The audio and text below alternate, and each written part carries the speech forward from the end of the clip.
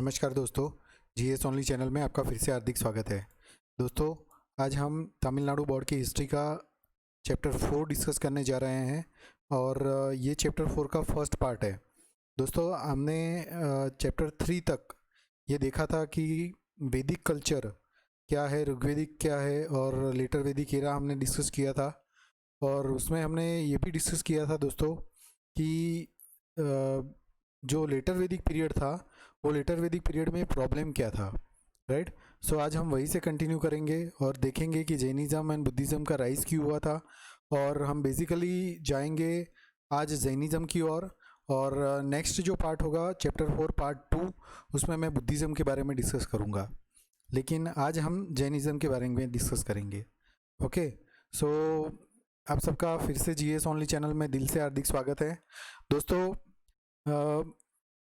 ये चैनल अगर आपको लगता है कि हम कंट्रीब्यूट कर रहे हैं और आपको सपोर्ट करेंगे तो please do like our videos, subscribe to our channel and share this videos. Thank you so much. भगवान महावीर को नमन करते हुए हम ये चैप्टर आगे बढ़ाते हैं। दोस्तों, हम जैसे हर वक्त एक मोटिवेशनल पिक्चर देखते हैं, मोटिवेशनल मोटो डिस्कस करते हैं, तो बस ये पिक्चर मुझे आज मैं सुबह जा रहा था कहीं, तो एक मदर थी जिनका ये स्पेशली एबल्ड चाइल्ड था, जो मदर उनको कसरत करवा रही थी। तो आप एक बात सोचिए कि अगर वो मदर और चाइल्ड ये दोनों स्माइल कर सकते हैं तो हम लोग क्यों नहीं कर सकते। क्योंकि वो माता पे क्या बीतती होगी जब वो अपने बच्चे को इस सिचुएशन में देखती होगी। और उनकी लाइफ एक बार सोचिए, आप एक बार सोच के देखिए कि ये माता अपने बच्चे को बड़ा करने के लिए कितने एफर्ट लगा रही होगी, राइट। सो ये बहुत डिफ़िकल्ट चीज़ है और ये मुझे हैप्पी लाइफ के लिए सबसे इंस्पायरिंग पिक्चर लगी है। और आप भी ये माता को सोच के एक बार देखिए कि आपके पास तो दुखी होने की कोई वजह ही नहीं होनी चाहिए। अगर आपके हाथ पग चल रहे हैं, अगर आपका बच्चा नॉर्मल है और आपके पेरेंट्स आपके साथ है, तो हंसी खुशी जिए और जीने दे। चलो दोस्तों, आज डिस्कस करते हैं हम जैनिज़्म के बारे में, जो वही संदेश देता है कि जियो और जीने दो। दोस्तों, हमने देखा था चैप्टर 3 तक, वैदिक पीरियड में हमने देखा 1500 बीसी से लेके 600 बीसी तक, और ये 6 ऑर्थोडॉक्स स्कूल के बारे में हमने डिस्कस किया था। उसमें वो ऑर्थोडॉक्स स्कूल में प्रॉब्लम्स क्या थी, तो मैंने उस वक्त भी आपको बताया था कि जो कास्टिज़म ज़्यादा हो गया था और कॉम्प्लेक्स रिचुअल्स हो गए थे। तो ये काफ़ी सारे रीजंस हैं, हम आगे देखते हैं फैक्टर्स कौन से थे। उसमें से जैनिज़्म एंड बुद्धिज़्म आगे स्प्रेड हुआ और उसका राइज हुआ। राइज ऑफ हेट्रोडॉक्स, सुधारावादी लोगों से अगेंस्ट दी ऑर्थोडॉक्स, राइट। जो ऑर्थोडॉक्स रिलीजन से उसमें से वो आगे निकल के हिट्रोडॉक्स में आ गए। Okay, so what was the reasons, major reasons हम डिस्कस करें तो रिलीजियस फैक्टर्स कुछ थे, जैसे कॉम्प्लेक्स रिचुअल्स थे और सेक्रीफाइस थे। जो प्रीस्ट्री लोग थे, जो मतलब जो साधुज वगैरह थे उस वक्त, जो ब्राह्मण्स थे, उन्होंने जो सेक्रीफाइस डिस्कस करना शुरू कर दिया, रिचुअल्स डिस्कस करना शुरू कर दिया, लोगों को बहकाने लगे, राइट। तो उसकी वजह से क्या हुआ कि लेटर वैदिक पीरियड में वो एक्सेप्ट नहीं होने लगा था, लोग तंग आ गए थे, राइट। और वो उसका एक और रीज़न था कि वो कॉस्टली भी, वो एक सेरेमनीज कॉस्टली भी हुआ करती थी, राइट। तो और जो बिलीफ्स थे वो काफ़ी कंफ्यूजिंग थे, मतलब लोगों को पता ही नहीं चल रहा है कि वो कौन से मंत्राज हैं और कुछ दिख नहीं रहा है, बस हो रहा है ऐसा, मतलब वर्चुअल वर्ड ही चल रहा था उसमें, राइट। और जो उपनिषद थे वो हाईली फिलोसॉफिकल थे। और लोग क्या चाहते थे, लोग ये चाहते थे कि हमें कोई मोक्ष पाना है, लेकिन मोक्ष पाने के लिए हमें कोई सीधा साधा रास्ता मिल जाए, जो मतलब जो अच्छे से समझ आए सबसे पहले तो, और जिसमें इंटेलिजेंस थोड़ा हो, कि एक मतलब कि एक तर्क के साथ कोई बात समझाए, राइट।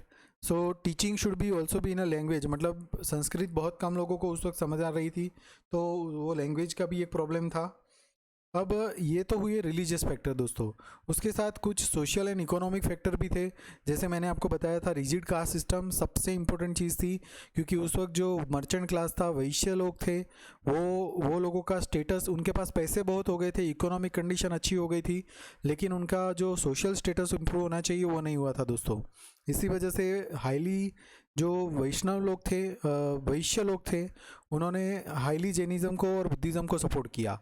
और एक और बात कि जो महावीरा और भगवान बुद्ध थे वो दोनों क्षत्रिय धर्म से थे। दोस्तों, ये पिक्चर मैंने रखा है मैं डिस्कस नहीं कर रहा हूँ, बस आपको इसलिए मैंने ये पिक्चर रखा है क्योंकि काफ़ी टाइम एग्ज़ाम में पूछते हैं कि जो 24 जैन तीर्थकर हैं उसमें से जैसे फर्स्ट ऋषभनाथ भगवान थे तो उनका सिंबल कौन सा था, तो बेल था। सेकंड अजीतनाथ जी थे तो उनका हाथी था। थर्ड थे सोमनाथ तो उनका घोड़ा था। फिर ये नेमिनाथ जी हैं जिनके शंख थे। 23 नंबर पे पार्श्वनाथ जी हैं जिनका सर्प है। और जो महावीर भगवान हैं उनका सिंह है। राइट, तो ये फर्स्ट 3 और लास्ट 3 का सिंबल याद रख लीजिए, वो थोड़ा सा इम्पोर्टेंट है, कभी कभी पूछ लेते हैं। दोस्तों हम आगे बढ़ते हैं जैनिज़्म में, और जैनिज़्म में हम ये देखेंगे कि जैनिज़्म कहाँ से शुरू हुआ और उसमें तीर्थकर कौन है। सो वन बाय वन हम सारी चीज़ें डिस्कस करते हैं। ये जो चक्र है, ये जो चक्र यहाँ पे दिया गया है, ये चक्र है अहिंसा का सिंबल और इसे धर्म चक्र प्रवर्तमान बोलते हैं। जैनिज़्म का अगर कोई एक वर्ड में मोटो देना है तो अहिंसा, अहिंसा परमो धर्म is the biggest motto of the Jainism. वो जैनिज़्म का सबसे बड़ा मोटो था दोस्तों। अब जैनिज़्म में आप देखिए कि 24 तीर्थकर हो गए। अब तीर्थकर का मीनिंग क्या होता है? तीर्थकर का मीनिंग होता है स्पिरिचुअल टीचर, राइट, कि जो हमें धर्म के बारे में सही गाइडेंस दे। तो जैनिज़्म में टोटल 24 तीर्थकर हो गए, जिसमें से सबसे पहले जो कोई भगवान हुए थे वो श्री ऋषभनाथ भगवान थे। आप देखिए इनकी यहाँ पे मैंने पिक्चर भी रखी है, ये पिक्चर भगवान ऋषभनाथ जी की है। और वो पहले तीर्थकर थे और उनको बोला भी जाता है आदिनाथ। आदिनाथ मतलब आदि का मीनिंग होता है फर्स्ट और नाथ का मीनिंग होता है लॉर्ड, राइट। तो वो पहले तीर्थकर के, इसलिए उनको आदिनाथ भी बोला जाता है। उनका सिंबल मैंने आगे बताया आपको, बुल था, और जो ट्री उनका था वो बनियान ट्री था, राइट।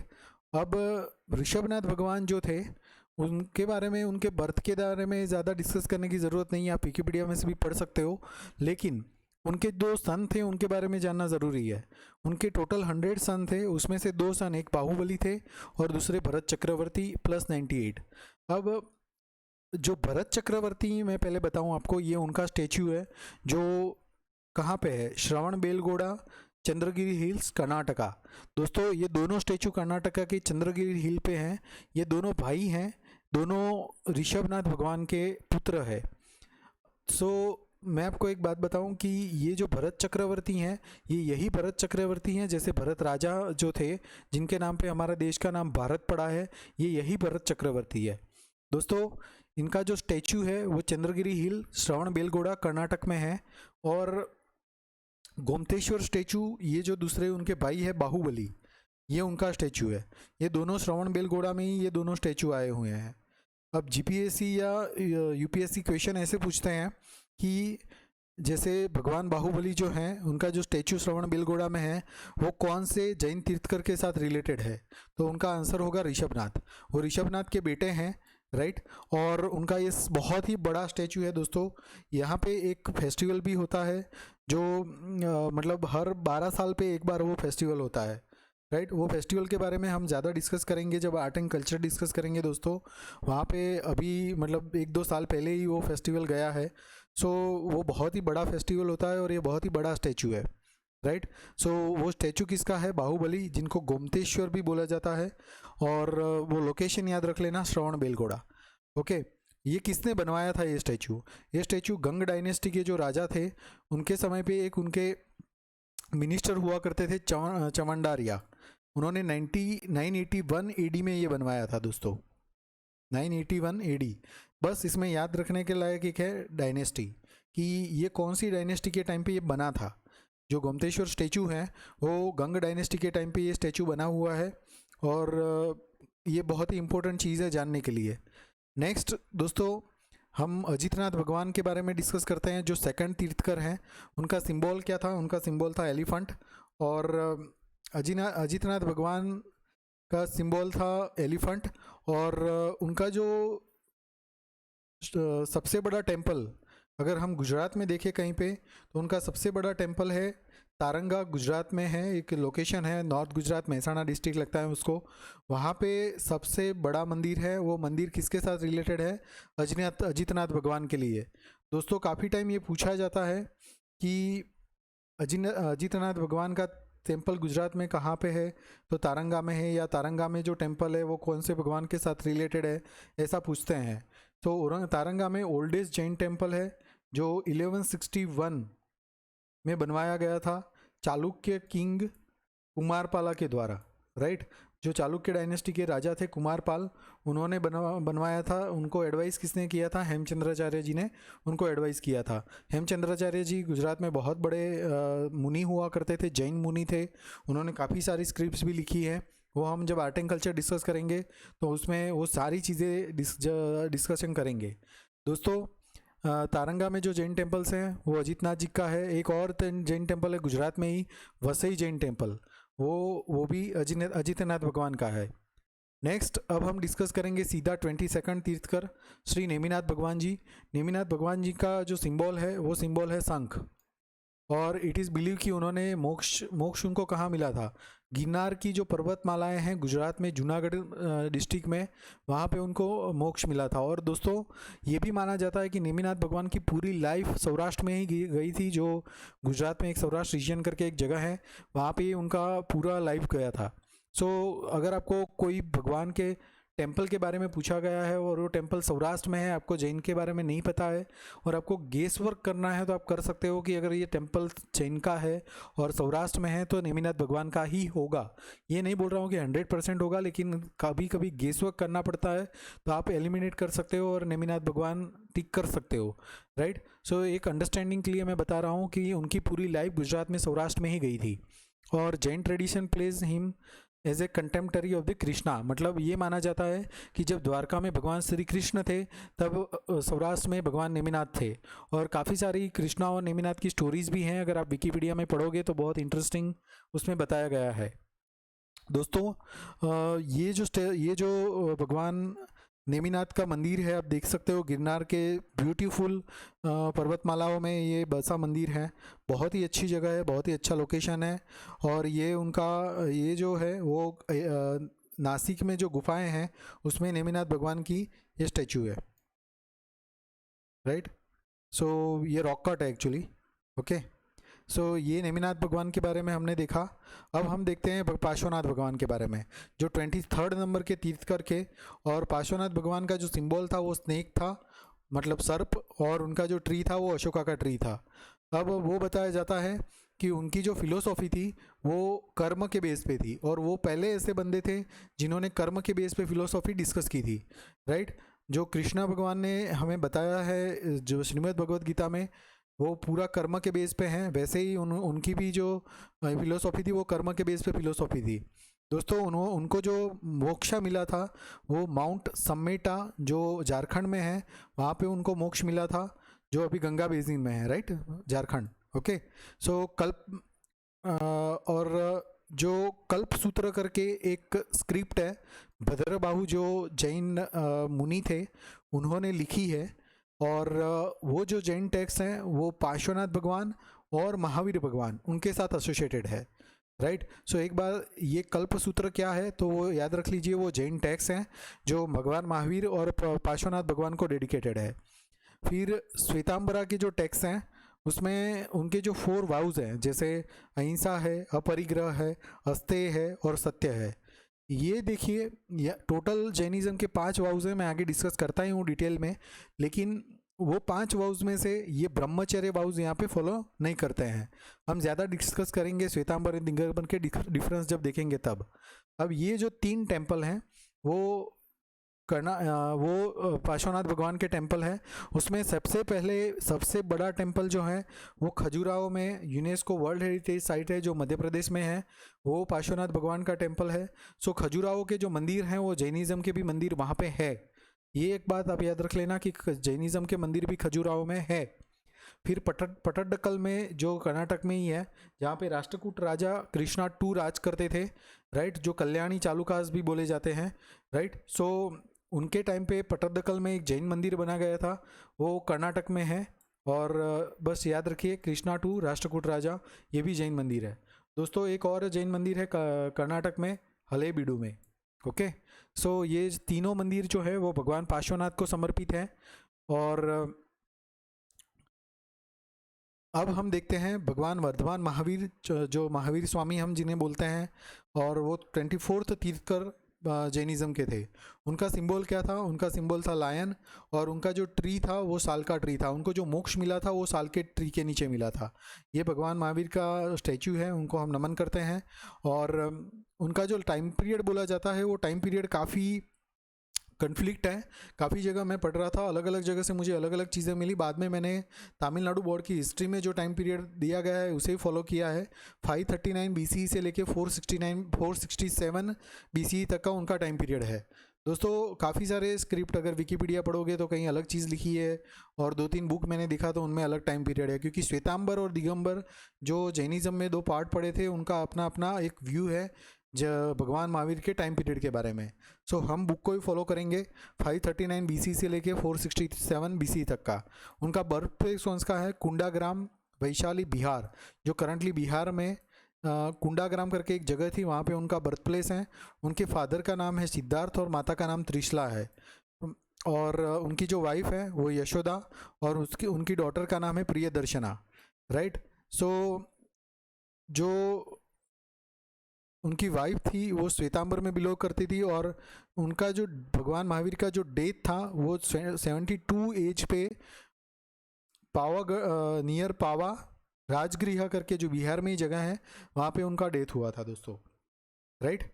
सो अब ये जो पिक्चर है वो एक्चुअली जनपद के बारे में है और उस वक्त की सिचुएशन बताता है। मैं आपको बताता हूँ मैं ये आगे पिक्चर क्यों दिखा रहा हूँ। आगे हम जाते हैं दोस्तों। ऐसा माना जाता है कि जो भगवान जो महावीर स्वामी थे उनके फादर जो सिद्धार्थ थे, राइट, वो क्षत्रिय किंग थे और इक्ष्वाकु डायनेस्टी से बिलोंग करते थे।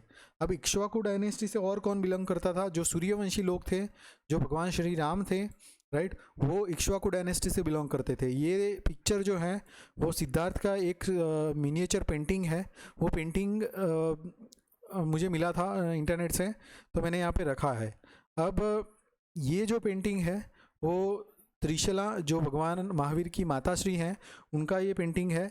और ये जो थी ये बहुत ही इम्पोर्टेंट है। वो लिच्छवी एम्पायर जो था वैशाली कहाँ पे है? अभी देखिए ये रहा।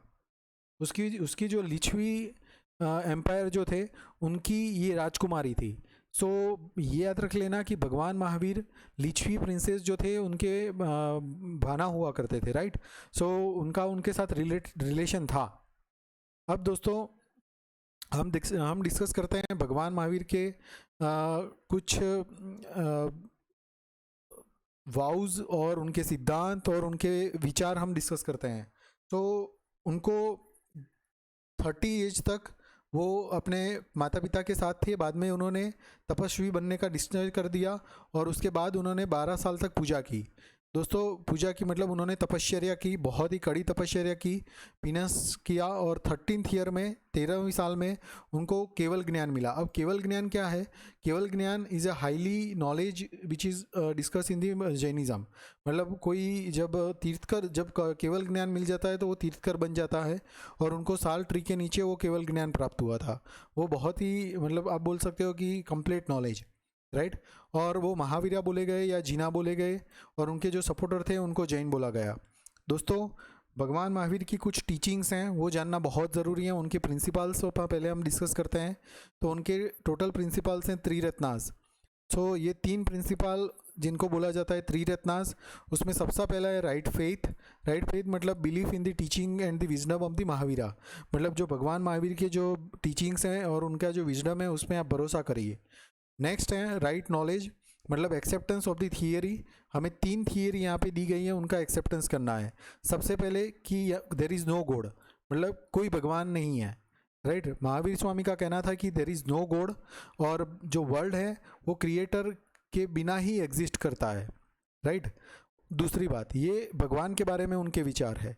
ये काफ़ी टाइम पूछा जाता है कि दोस्तों कि भगवान के बारे में उनका नीचे में से कौन सा व्यू सही है, तो देयर इज़ नो गॉड। उसके बाद वो बताते हैं कि every object have a Saul, either it's animated और इनएनिमेटेड, मतलब सजीव है या निर्जीव, हर एक ऑब्जेक्ट में एक अपना उनका साउल है, राइट। और उसको लाइफ होती है और उसको पेन भी फील होता है, राइट। सो यहाँ पे बुद्धा क्या क्या मानना था, बुद्धा ये मानते थे कि there is nothing like soul, और यहाँ पे महावीर क्या बोलते हैं कि हर एक ऑब्जेक्ट में साउल है।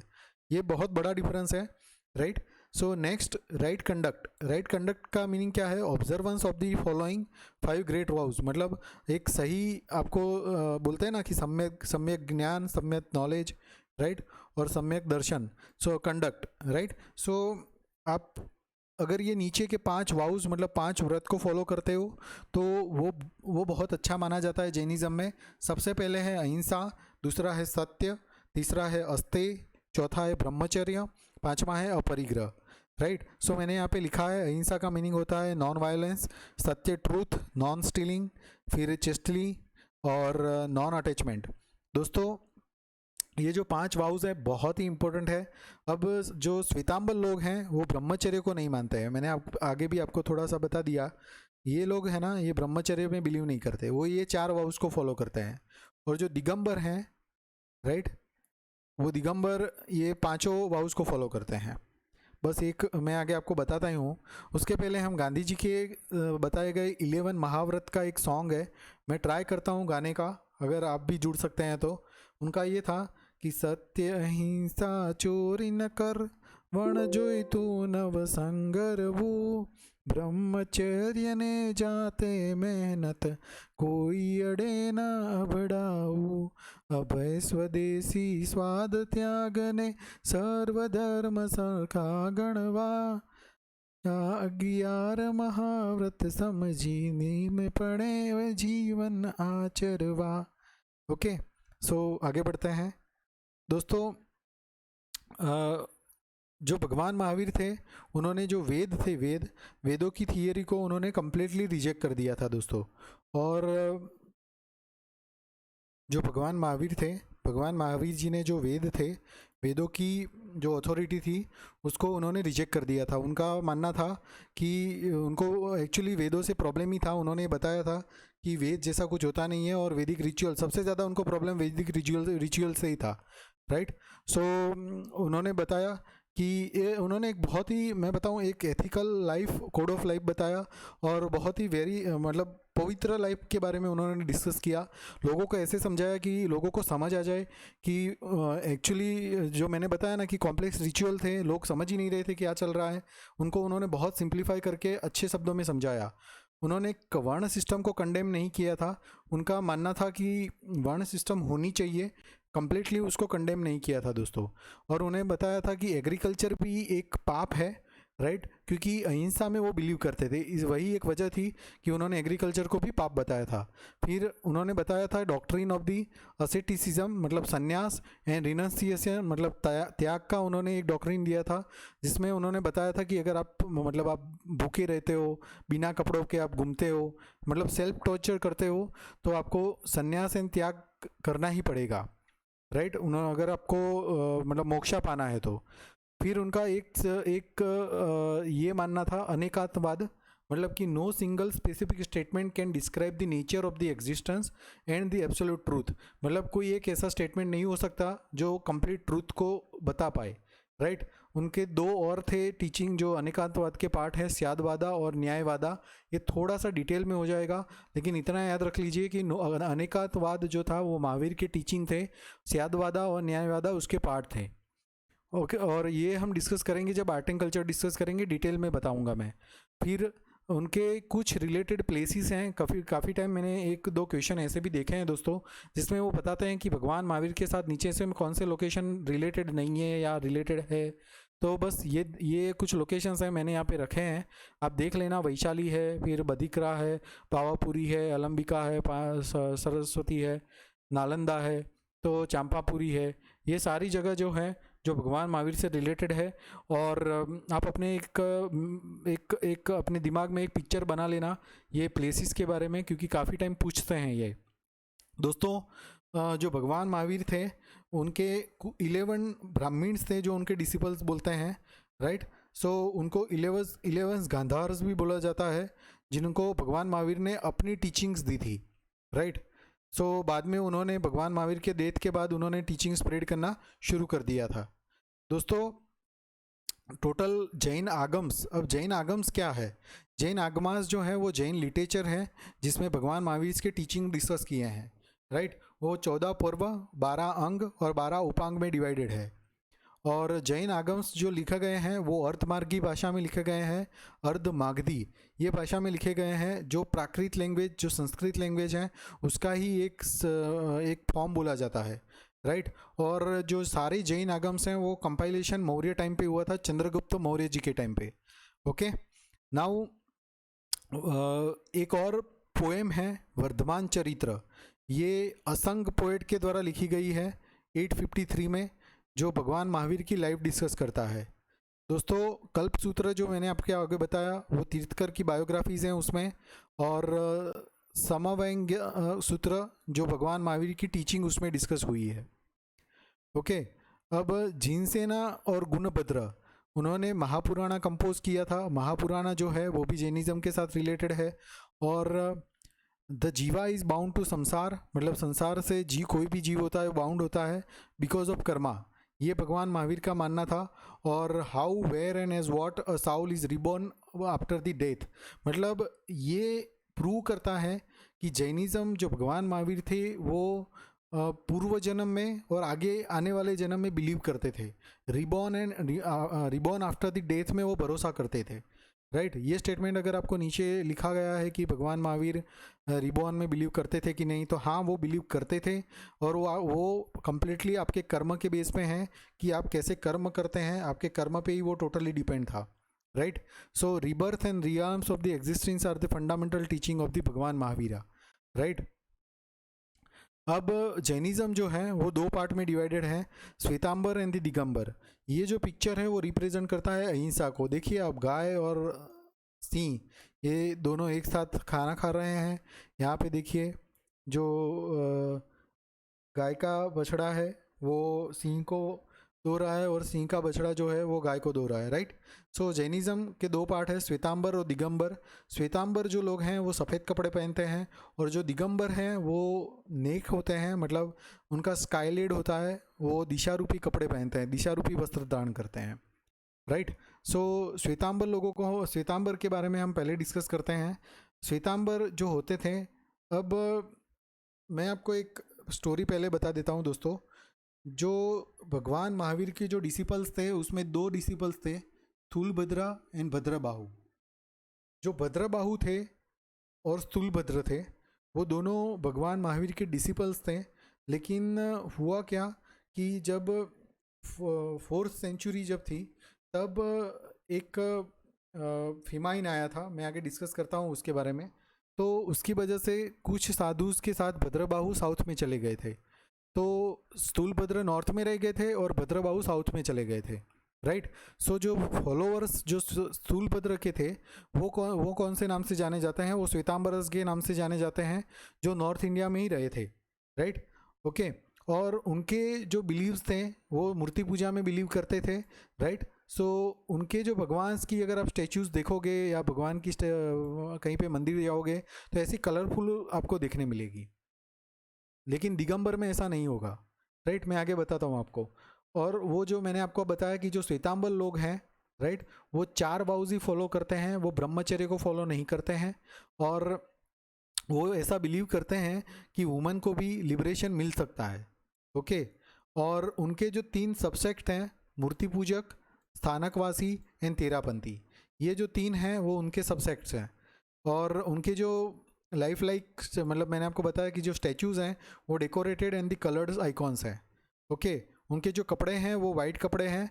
और जो उनके डिसिपल्स हैं, स्थूलभद्र के दूसरे 2 डिसिपल्स हैं, महागिरी एंड द सुहास्ती। अब हम दिगंबर के बारे में देखते हैं। जो दिगंबर हैं वो फॉलोअर्स ऑफ द भद्रबाहु, जो मैंने आपको बताया कि जो साउथ में चले गए थे जब फेमाइन आया था, तो वहाँ पे वो अपने 12,000 डिसिपल के साथ गए थे। और बाद में चंद्रगुप्त मौर्य भी उनके साथ ही जुड़ गए थे। सो वो मूर्ति पूजा में भरोसा नहीं करते हैं। और वो जो भगवान महावीर के 5 वाउज हैं, सत्य, अहिंसा, अस्तेय, परिग्रह और ब्रह्मचर्य, वो 5 को बिलीव करते हैं। वो ऐसा मानते हैं कि वुमन को लिबरेशन नहीं मिल सकता, वुमन को मोक्ष नहीं मिल सकता। फिर उनकी जो आइकोनोग्राफी है वो प्लेन है, आप यहाँ पे देखिए कोई कलर नहीं है, ये उनकी आइकोनोग्राफी है, इसमें कोई कलरिंग नहीं है, ये पूरा कलरिंग है जो श्वेतांबर में है। ओके, उनके जो सबसेक्ट्स हैं वो कौन से हैं? मूलासंगा, फिर बिसापंथा, फिर तेरापंथा और समयपंथा। ये जो सबसेक्ट्स हैं वो दिगंबर के सबसेक्ट्स हैं दोस्तों। उनके जो कपड़े हैं वो स्काईक्लेड है, जो मैंने आपको बताया कि वो कोई भी कपड़े नहीं पहनते हैं, वो सिर्फ दिशारूपी वस्त्र धारण करते हैं। और जो भद्रबाहु कौन थे? भद्रबाहु वही जो मैंने बताया आपको, चंद्रगुप्त मौर्य जो थे, मौर्य शासन के स्थापक थे, जिन्होंने चाणक्य जी के साथ मिलके धनानंद को निकाल के फेंक दिया था अपने शासन से, और उन्होंने मौर्य साम्राज्य की स्थापना की थी। तो वही थे चंद्रगुप्त मौर्य, जो जैनिज्म में बिलीव करते थे, और उन्होंने अपने जो स्पिरिचुअल गुरु थे भद्रबाहु, उनके साथ ही बाद में वो नीचे कर्नाटक में जाके रहना शुरू कर दिया था। So Bhadrabahu was the author of the Kalpasutra. जो मैंने आपको बताया कि कल्पसूत्र जो जैन ऑटोबायोग्राफीज़ हैं, उनको भद्रबाहु जी ने ही लिखी थी। और उनके जो डिसिपल्स थे आचार्य विशाखा। सो आचार्य विशाखा जो थे वो दिगंबर के साथ ही जुड़े हुए थे, राइट? ये याद रख लेना दोस्तों। सो एक बात बस ये समझ लीजिए, एक पिक्चर अपने माइंड में रख दीजिए कि कुछ नॉर्थ में थे, कुछ साउथ में थे। जो नॉर्थ में थे वो श्वेतांबर थे, जो साउथ में गए थे वो दिगंबर थे। जो नॉर्थ में थे वो कपड़े वाइट पहनते थे, जो साउथ में थे वो कपड़े दिशारूपी कपड़े पहनते थे। जो नॉर्थ में थे वो 4 वाउज ही भरोसा करते थे, साउथ में थे वो 5 वाउज में भरोसा करते थे, राइट? सो ये सारी चीज़ें बस आप एक बार याद रख लेना दोस्तों, ये बहुत ही इंपॉर्टेंट है, आपको अंडरस्टैंडिंग क्लियर होनी चाहिए। और जो चंद्रगुप्त मौर्य थे वो दिगंबर में भरोसा करते थे। ओके, पहले तो ऐसा बहुत कुछ था नहीं, लेकिन जब श्वेतांबर और दिगंबर डिवाइड हुए, राइट, तब जाके चंद्रगुप्त मौर्य भद्रबाहु के साथ नीचे साउथ में गए थे। दोस्तों जैनिज्म का स्प्रेड कैसे हुआ? तो भगवान महावीर ने क्या किया था, अपनी टीचिंग स्प्रेड करने के लिए उन्होंने जैन संघ की स्थापना की थी। जो संघ, मतलब ऐसा पूछा जाता है कि भगवान महावीर कैसे अपना टीचिंग स्प्रेड करते थे, तो संघ के द्वारा, राइट? वो संघ की स्थापना की थी। और जो संघ में उन्होंने मैन एंड वुमेन दोनों को अलाउ किया था, राइट? सो ऐसा नहीं था कि संघ में सिर्फ मैन आते थे, संघ में वुमेन्स भी आती थी। और जब 12 साल का फेमाइन पड़ा मगध में, राइट, तब जैनिज्म साउथ में ज़्यादा एक्सपांड हुआ था दोस्तों। और जो मौर्य एम्पायर में 2 शासक थे, एक चंद्रगुप्त मौर्य जिन्होंने साउथ में जैनिज्म का स्प्रेड किया, और संप्रांति, ये अशोक के ग्रैंड चाइल्ड थे, चाइल्ड नहीं थे, ये ग्रैंड चाइल्ड थे, राइट? संप्रांति उन्होंने ईस्ट में उसको स्प्रेडिंग किया था, राइट? सो ऐसे जैनिज्म का स्प्रेड हुआ था। और उसके बाद कुछ जैन काउंसिल भी हुई थी। मैंने यहाँ पे 3 जैन काउंसिल का मेंशन मुझे मिला है। तीन जैन काउंसिल हम डिस्कस करते हैं। उसमें सबसे पहली जैन काउंसिल जो थी वो कहाँ पे हुई थी? वो सबसे पहले हुई थी पाटलिपुत्र में, चंद्रगुप्त मौर्य के शासन में। ओके, और उसको प्रिसाइड किसने किया था? स्थूलबाहु जो नॉर्थ में थे, उन्होंने ही उसको प्रिसाइड किया था उस वक्त। वो 3rd सेंचुरी BC के टाइम हुई थी। ओके, और उस वक्त जैन रिलीजन 2 पार्ट में डिवाइड हो गया था। जो पहली काउंसिल थी उसमें ही, श्वेतांबर एंड दिगंबर में। उसके बाद सेकंड काउंसिल थी जो 2 जगह हुई थी, मथुरा में और वल्लभी गुजरात में, राइट? बस उतनी ही बात मुझे यहाँ पे इसके बारे में पता चली है।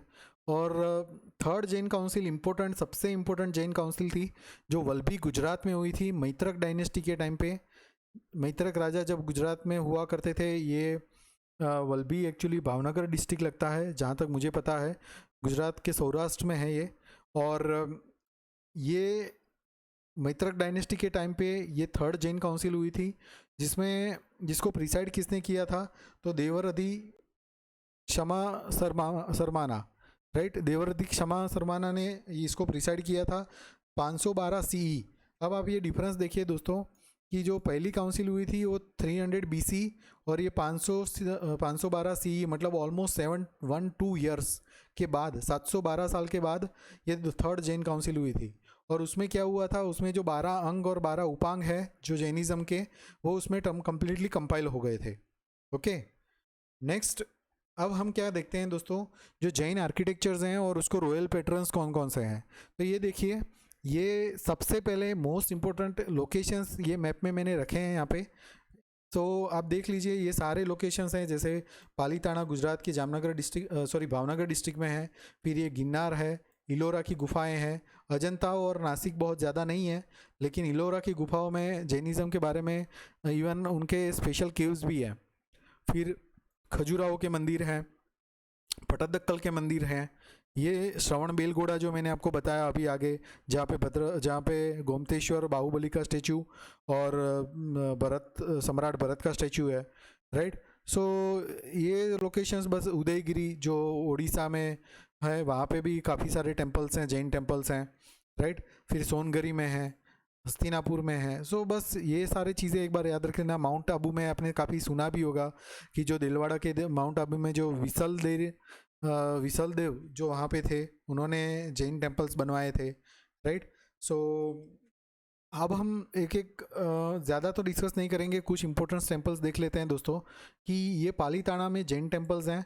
पालीताना में जो जैन टेम्पल्स हैं वो बहुत ही इम्पोर्टेंट जैन टेम्पल्स है दोस्तों।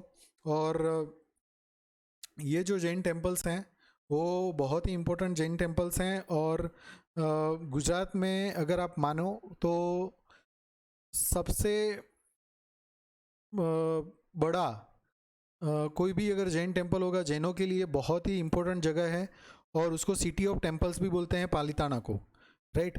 और ऐसा माना जाता है कि वो जो शत्रुंजय पर्वत है वो शत्रुंजय पर्वत पे ही आया गया है। और जब यहाँ पे कौन सी डायनेस्टी थी, जब कुमारपाल सोलंकी करके एक राजा हुआ करते थे ना, उन्होंने सोलंकी डायनेस्टी के टाइम पे उन्होंने टेम्पल बनाना शुरू किया था।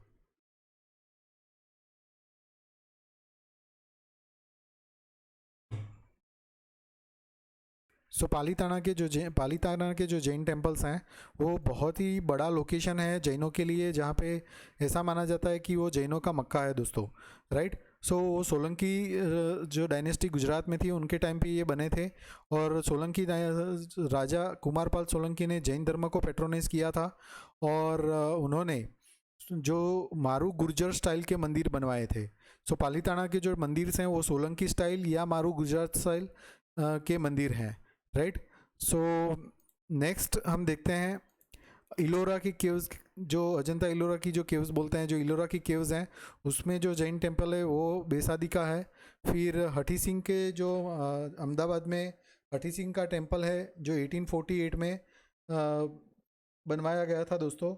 और वो भगवान धर्मनाथ के साथ जुड़ा हुआ है, जो 15th जैन तीर्थकर के, राइट। सो हठी सिंह का जो टेम्पल है वो 15 जैन तीर्थकर जो धर्मनाथ थे उनके साथ जुड़ा हुआ है। और ये जो खजुराहो का मैंने आपको मंदिर बताया, पार्श्वनाथ भगवान का जो मंदिर है वो खजुराहो में है, राइट। सो ये कुछ इंपॉर्टेंट जैन आर्किटेक्चर है। जब हम आर्ट एंड कल्चर डिस्कस करेंगे उसमें भी जैनिज़्म डिटेल में डिस्कस करेंगे। उस वक्त जैनिज्म के जो मंदिर हैं वो कैसे नागर स्टाइल के मंदिर हैं, या उसमें जो नॉर्थ इंडिया के जो मंदिर बनवाए गए हैं उनकी छवि मिलती है, वो हिंदुज़म के मंदिर जो हैं उनके साथ कैसे जुड़े हैं। क्योंकि जो जैन के मंदिर हैं और हिंदुज़म के मंदिर हैं दोनों नागर शैली में ही बनाए गए मंदिर हैं, राइट। सो वो सारी चीज़ें हम डिस्कस करेंगे दोस्तों। फिर ये जो स्टैचू मैं आपको बता रहा था, श्रवण बेलगोड़ा में जो स्टैचू है, जो भगवान गोमतेश्वर भगवान बाहुबली का स्टैचू है, चंद्रगिरी और विंध्यागिरी जो माउंटेन्स हैं उसमें से चंद्रगिरी माउंटेन्स जो कर्नाटक में है उसमें ये स्टैचू बिलीव करता है, राइट। सॉरी, विंध्यागिरी जो पीक है वहाँ पे ये बिलीव करता है। उसकी हाइट है 57 फीट। और ये जो भगवान आदिनाथ थे, जो ऋषभ देव, राइट, उनके साथ ये जुड़ा हुआ है। और ये किसने बनवाया था, तो मैंने बताया गंग डायनेस्टी जो मैसूर में थी उस वक्त, उन जो चामुंडरिया जो थे उस वक्त के जो प्राइम मिनिस्टर थे गंग डायनेस्टी में, उन्होंने ये बनवाया था दोस्तों। ये जो रॉयल पेट्रोन्स, मतलब कि जैनिज़्म को कौन कौन से बड़े बड़े राजाओं ने उसको पेट्रोन्स दिया था, तो वन बाय वन देखते हैं। जैसे चंद्रगुप्त मौर्य साम्राज्य में चंद्रगुप्त मौर्य और संप्रांति थे। फिर जो खारवेल राजा थे जो उड़ीसा में थे, उन्होंने जैनिज़्म को फॉलो किया था। फिर चालुक्य डायनेस्टी और राष्ट्रकूटा डायनेस्टी जो कर्नाटक, महाराष्ट्र, साउथ गुजरात और वेस्टर्न आंध्र प्रदेश में थे, उन्होंने उसको पेट्रोनाइज किया था। फिर कर्नाटक में जो कदम्ब डायनेस्टी थी उन्होंने उसको पेट्रोनाइज किया था, राइट। सो उसके बाद था जैसे वेस्टर्न गंग डायनेस्टी। अब गंग डायनेस्टी दो थी दोस्तों, जो वेस्टर्न गंग डायनेस्टी थी वो कर्नाटक में थी, और जो ईस्टर्न गंग डायनेस्टी थी वो उड़ीसा में थी, राइट। सो वेस्टर्न गंग डायनेस्टी के जो राजा थे उन्होंने जैनिज़्म को पेट्रोनाइज किया था जो कर्नाटक में था, ओके। सो कंफ्यूज मत होना कि कौन से गंग डायनेस्टी के राजाओं ने जैनिज़्म को पेट्रोनाइज किया था। उन्होंने जो वेस्टर्न गंग डायनेस्टी के राजा थे उन्होंने उसको पेट्रोनाइज किया था। अब जो पाटलिपुत्र में और भी थे जैसे बिंबिसारा, अजातशत्रु, राइट, फिर चंद्रगुप्त मौर्य, संप्रांति, ये सब ने उसको पेट्रोनाइज किया था जैनिज़्म को। और जो चालुक्य डायनेस्टी में थे कुमालपाला राजा, जिनके बारे में मैंने आगे भी जिक्र किया, उन्होंने जैनिज़्म को पेट्रोनाइज किया था। ओके, सो ये था जैनिज़्म के बारे में। और मुझे जहाँ तक पता है हमने सारी चीज़ें डिस्कस कर ली हैं। जैनिज़्म के आर्ट एंड कल्चर्स, आर्किटेक्चर्स हमने डिस्कस किए हैं, श्वेतांबर दिगंबर के बारे में, फिर भगवान महावीर के हमने स्प्रेडिंग्स के बारे में डिस्कशन किया है, राइट। भगवान महावीर के डिफरेंट व्यूज़ हमने देखा कि वो वेदों को कम्प्लीटली रिजेक्ट करते थे, फिर वर्ण सिस्टम को उन्होंने कंप्लीट कंडेम नहीं किया था, वो भगवान एग्जिस्ट नहीं करते हैं ऐसा मानते थे, राइट। फिर उनका ये भी मानना था कि सारे ऑब्जेक्ट्स में साउल होता है। सो ये सारी चीज़ें, उनके जो व्रत हैं, ये सारी चीज़ें आप एक बार देख लेना, समझ लेना दोस्तों। जैनिज़्म के बारे में हम जब उनके जो डिटेल आर्किटेक्चर्स हैं, डिटेल आर्ट जानने की ज़रूरत है, उनके ज़्यादा डिटेल्स लिटरेचर हैं, वो सारी चीज़ें हम जब आर्ट एंड कल्चर डिस्कस करेंगे, उसमें मैं एक टॉपिक डिस्कस करूँगा जैनिज़्म एंड दी बुद्धिज़्म। उसमें मैं सारी चीज़ें, सारे लिटरेचर्स डिटेल में डिस्कस करेंगे। सो 2-3 लिटरेचर हमने देखा है, जैसे कल्पसूत्र है जो भद्रभाऊ ने कंपाइल किया था, राइट। सो वो सारे लिटरेचर आप याद रख लेना, वो इम्पोर्टेंट लिटरेचर्स हैं। और ये जैन काउंसिल्स के लोकेशन याद रख लेना। पहली जैन काउंसिल पाटलिपुत्र में चंद्रगुप्त मौर्य के टाइम पे, और जो थर्ड जैन काउंसिल थी 512 SCE में मैत्रक डायनेस्टी के टाइम पे बल्बी में हुई थी, राइट। सो जैनिज़्म का स्प्रेड भगवान महावीर कैसे करते थे, संघ के थ्रू करते थे, और संघ में मैन एंड वुमेन दोनों को अलाउ था। ओके, सो दोस्तों आप सबका बहुत बहुत शुक्रिया, once again thank you so much. और अगर आपको लगता है कि हम आपको कंट्रीब्यूट कर रहे हैं अच्छे से और वीडियोस आपको मदद कर रहे हैं, तो please like this videos, subscribe this channel and share this videos as soon as possible. आपका सब्सक्रिप्शन ही हमें हेल्प कर पाएगा। So thank you so much.